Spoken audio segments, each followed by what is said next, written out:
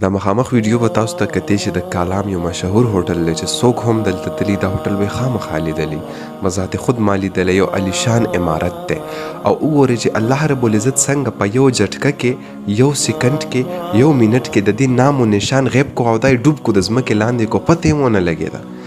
نو زما ملګرو دا دنیا ټوله داسې دوکه ده چې نن د خپلې پیسې نه چېرته متاثره نشي، نن د خپلې اوچتې بنګلې نه چېرته متاثره نشي. که دوه درې ګاډي دي د کور مخې ته ودرې د خپل اوقات هیر نه کړي ته هېڅ هم نه یې انسانه.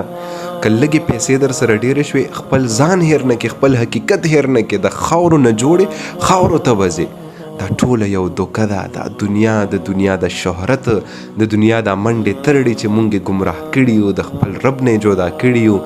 شپه او ورځ هغه رب مونږ هیر کړی دی بس چې ډېرې شي او لګیا یو د دې دپاره منډې ترړو. کله هم د الله دپاره منډه ترړه ونه واله، کله هم الله دپاره دومره ځان خوار و زار نه کو چې څومره د دې دنیا دپاره ځان خوار و زار کو. که دومره هم د الله دپاره ځان خوار و زار کړی وی الله رب العزت به د دنیا دا ټول نعمتونه زمونږ په دې خپو کې اچولي وی.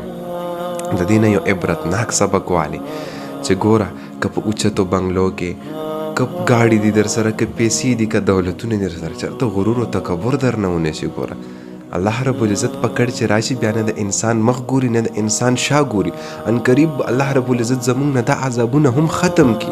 زمونږ دومره خوږ رب، زمونږ دومره صبر کوونکی رب دی، مونږ له ډېر صبر کوي. خو هسې نه چې بیا مونږ خپل رب هیر کړو، نن ورله مونږ توبې وباسو، جاړو او بیا چې کوم دی بیا زمونږ واپس خپل هغه ګناهونو طرف ته هجرت وکړو. نو زما وروڼو توبه وباسئ، خپل رب ته واپس شئ او په دنیا باندې دومره مه نازېږئ. دا هر څه هیرو ټو زیرو او زیرو ټو هیرو دا د منټ او د سیکنډ کار دی. انسان سره مینه وکړئ، انسانیت سره مینه وکړئ، د مال او دولت د مینې نه ځان وساتئ.